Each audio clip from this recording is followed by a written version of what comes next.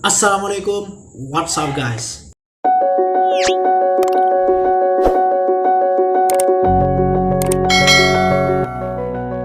Oke, kembali lagi di channel ini karena momen sekarang masih momen-momen Natal. Saya ingin merefleksikan pemahaman saya tentang Nabi Isa Al-Masih.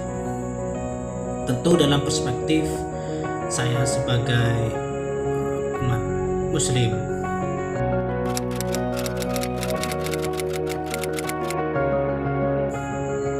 Pertama, tentang penciptaan Nabi Isa. Dalam Al-Quran itu disebutkan bahwa dalam surat Al-Imran ayat 59, Inna masala Isa indallahi kamasali Adam khalaqahu min turabin summa qala lahu kun fayakun. Sungguhnya misal penciptaan Isa di sisi Allah adalah seperti penciptaan Adam. Allah menciptakan Adam dari turab. Turab itu tanah. Jadi turab itu digambarkan seperti ini. Kalau seandainya ada tanah di atas batu, kemudian ada air hujan, maka turab itu akan hanyut dengan air hujan itu. Jadi kalau secara pemahaman mudahnya, turab itu adalah debu. Summa qala lahu kun fayakun. Kemudian Allah berfirman, kun fayakun, jadilah maka akan jadi. Jadi kun fayakun di sini itu tidak serta-merta seperti sihir abrakadabra jadi gitu. Tidak.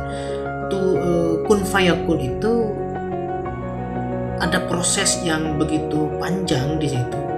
Karena kun fayakunnya Allah itu berlaku pada dimensi ruang dan waktu, maka itu pasti membutuhkan proses yang begitu membutuhkan waktu. Tetapi tentu di sisi Allah itu sangat cepat, tapi di sisi manusia proses itu membutuhkan waktu yang bersifat manusiawi, bersifat alamiah gitu. Jadi penciptaan Isa dan Adam itu dikatakan oleh Al-Quran sama. Nah, di sini adalah yang mengandung kontroversial. Samanya itu sama dalam hal apa? Apakah sama dalam zatnya, zat penciptaannya, atau sama dalam keajaibannya? Karena Isa dilahirkan tanpa ayah, sedangkan Adam juga dilahirkan tanpa ayah dan bahkan tanpa ibu. Nah, apakah samanya itu adalah sama dalam kemukjizatannya, keanehannya, atau sama dalam hal substansinya yang sama? Itu kan diperdebatkan juga oleh para ulama. Jika dijelaskan secara saintifik, tentu hal ini bukan hal yang aneh lagi bagi kajian saintifik. Jadi dalam dunia sains itu sekarang sudah mengembangkan bahwa kemungkinan orang lahir tanpa ayah itu masih bisa dijelaskan secara sains dengan menggunakan rekayasa genetik. Itu masih bisa dijelaskan secara saintis. Masalah Isa indallahi kamasali Adam itu bagi saya sama secara substansialnya. Sama secara substansial artinya mereka diciptakan dari turab. Nah, itu saya tidak melihatnya sebagai sesuatu yang aneh. Tidak. Jadi bukan karena kesamaan kemukjizatan, anggaplah itu sebuah kemukjizatan yang sesuatu yang luar biasa. Intinya bahwa inna masalah Isa indallahi kamasali Adam, penciptaan Isa itu di sisi Allah sama seperti penciptaan Adam. Itu saya rasa menggunakan substansi yang sama, yakni turab.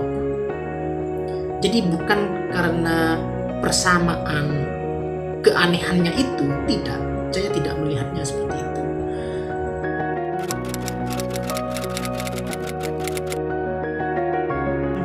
Kedua, tentang kematian Nabi Isa.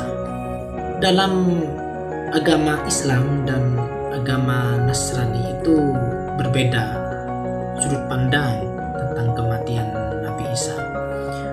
Umat Islam meyakini bahwa Nabi Isa itu tidak mati secara disalib, tapi mati secara normal seperti manusia-manusia biasa. Sebagaimana dalam surat An-Nisa ayat 157, saudara-saudara bisa baca sendiri yaitu ayatnya, bisa cari sendiri dalam Al-Quran. Sementara bagi umat Kristiani, wafatnya Isa itu mati disalib kemudian dikuburkan.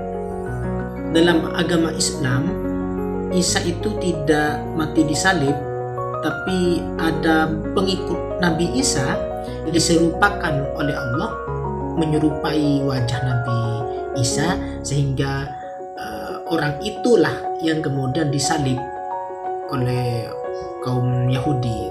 Orang yang diserupakan ini yang bernama Yudas Iskariot. Itu dalam pandangan umat Muslim.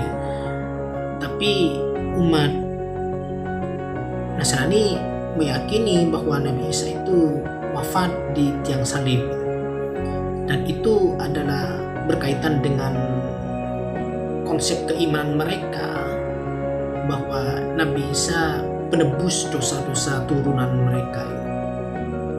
Jadi Nabi Isa rela mengorbankan dirinya untuk menebus pada dosa-dosa para pengikutnya, dosa-dosa manusia. Yang menjadi perdebatan ialah apakah Nabi Isa masih hidup sampai sekarang, apakah Nabi Isa sudah wafat, dan apa yang sebenarnya terjadi pada Nabi Isa. Kalau kita membuka Al-Quran surat Ali Imran ayat 55, di situ disebutkan begini, idza qala Allahu ya Isa inni mutawaffika wa rafi'uka ilayya. Jadi ulama itu berbeda pendapat apakah mutawaffikah di situ bermakna wafat atau mutawaffikah di situ bermakna tidur. Nah, di sinilah perbedaan pendapat itu. Jadi Nabi Isa itu masih hidup sampai sekarang atau sudah wafat? Artinya wafat dalam kondisi yang wajar seperti manusia biasa. Tapi sebagian yang lain menyatakan bahwa Nabi Isa masih hidup sampai sekarang. Tapi pendapat semacam ini menurut saya agak aneh. Mengapa? Karena di zaman sekarang masihkah mungkin ada orang yang tidur begitu lama untuk menunggu akhir zaman? Jadi dalam konteks ini saya lebih condong kepada penafsiran bahwa Nabi Isa sebenarnya sudah wafat dan suatu saat nanti akan dibangkitkan, dalam tanda petik akan dibangkitkan kembali.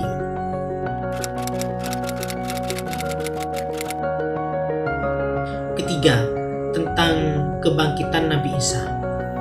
Nah, ini juga mengandung kontroversi di kalangan para ulama. Apakah dibangkitkannya Nabi Isa itu bersama ruh dan jasadnya diturunkan ke bumi, atau seperti apa kebangkitan Nabi Isa?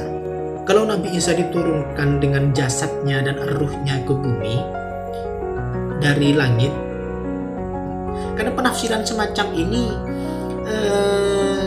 sangat bertolak belakang dengan akal pikiran.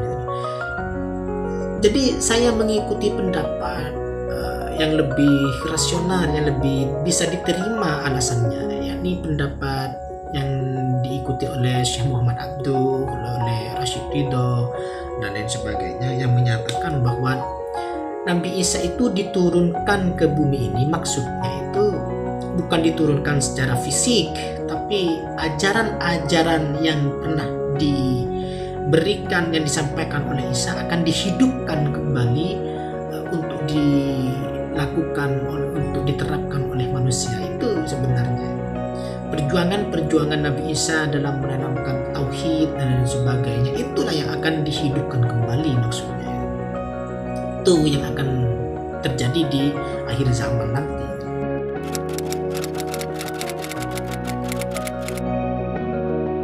Kemudian yang keempat berkaitan dengan profetik, esoterik, dan spiritualitas Nabi Isa. Kalau kita lihat pendapat Ibnu Arabi dalam Fusus Al-Hikam, kita akan menemukan pernyataan Ibnu Arabi bahwa